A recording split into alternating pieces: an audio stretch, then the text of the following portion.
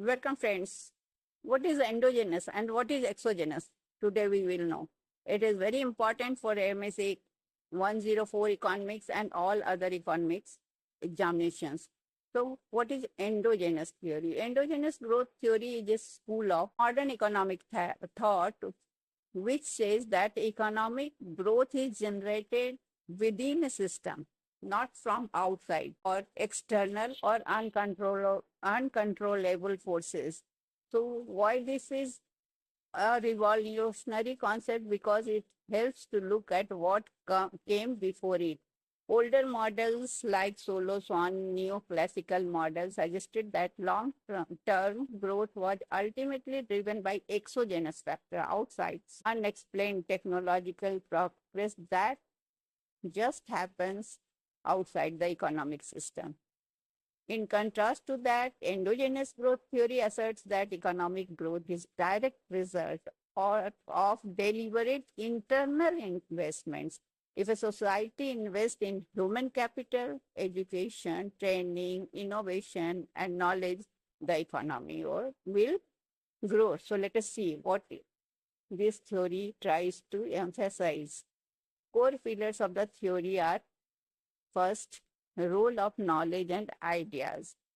In traditional economics, physical capital like factories, machines suffer from diminishing return.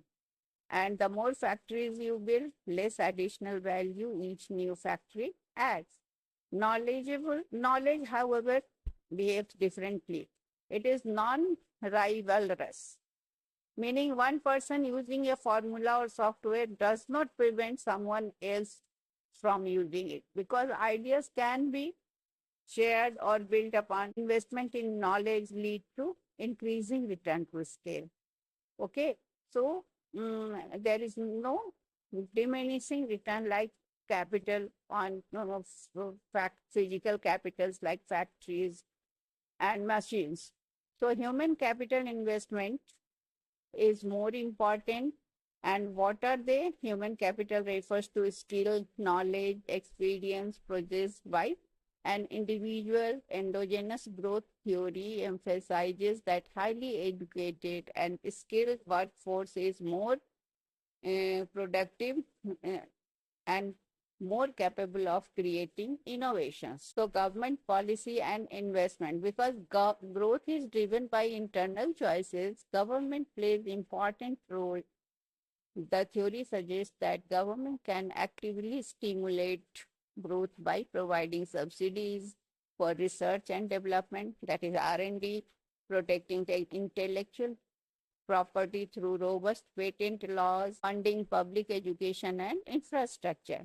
So the key models which emphasize on endogenous growth are: two primary economists shaped this theory and in 1980s and 1990s. So first is AK model, Paul Romer. This is the simplest version of the theory. It alters the traditional production function. Instead of output Y being limited by diminishing return on capital, it assumes that there is constant marginal product of capital, and it is expressed as Y is equal to AK, where A is the factors like technology and organization design. K includes both physical and human capital. Because there are no diminishing returns to K in this theory, continuous investment leads to perpetual growth. Then comes Lucas model. Lucas model is given by Robert Lucas. This model focuses heavily on human capital. It suggests that growth of an economy is determined by the time individuals spend accumulating skills rather than working. So what they learn through training, through doing extra course or knowing getting special knowledge is helping in the growth of economy. So examples of a real world are, we have seen, it is Silicon Valley and tech sector is the example of human capital. Silicon Valley is a textbook example of endogenous growth. It is not, if it is not successful, it is Not successful because of natural resources or geographical luck. Silicon Valley is not successful because natural resources are there, but it has become successful because of self-sustaining ecosystem of human capital. First is human capital, proximity of world-class universities, Stanford, UC, Berkeley, feeding skilled labor into the market.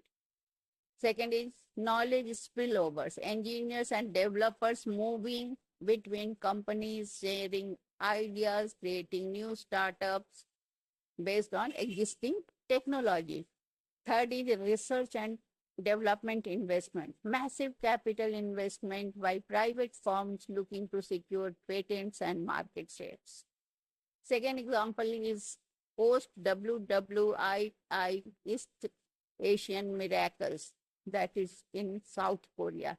In the mid 20th century, South Korea was a relatively poor agrarian economy. Instead of relying purely on foreign aid or natural resources, the government enacted deliberate policies to drive internal growth. They heavily subsidized and prioritized universal education. So first investment is on education, radically increasing their human capital. The government, second is government incentivized large conglomerates